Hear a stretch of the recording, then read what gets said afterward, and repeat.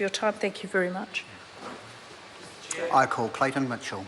Thank you, Mr Chair. I had to race back down here to make a call from New Zealand First's behalf on the Passports Amendment Bill to get this through the final stage before it goes to the third reading. And I understand we're under some sort of urgency. In fact, in the second reading, Mr Chair, New Zealand First made it very clear that we would have loved to have seen this piece of legislation put through a fast-track system and almost done retrospectively like we've seen earlier on in the year with some of the other legislation that the government has put through.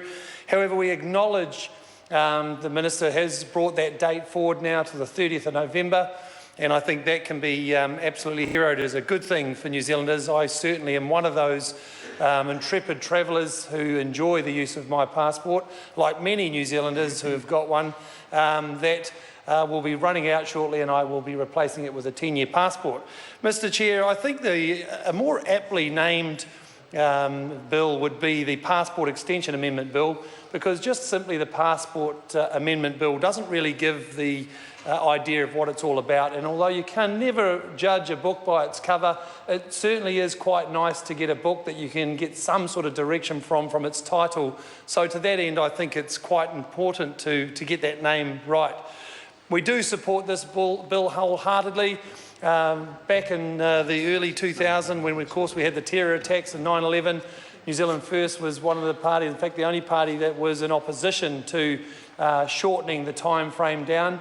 In fact, a lot of the countries around the OECD didn't reduce their time frame from a 10-year passport down to 5 years. And of course, by the time you put in there the 6-month travel document time, it actually was only a 5.5-year travel document. So to have it put out to 10 years is a very, very good thing to do.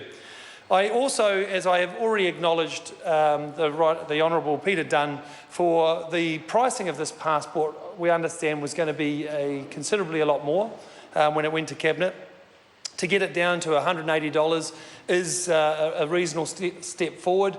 Mr Chair, we do have some concerns about the subsidised amount of $200 million that we are hoping that is not going to be levied onto the passports in the future, and could see these passport documents rising to $400 by 2020 or thereabouts.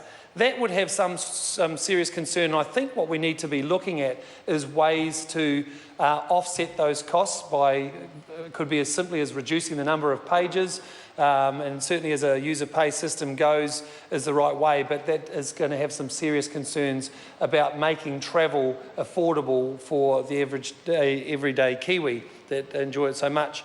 The biosecurity measurements that have been put into place are another great step forward to bring New Zealand into the 21st century with regards to its passports.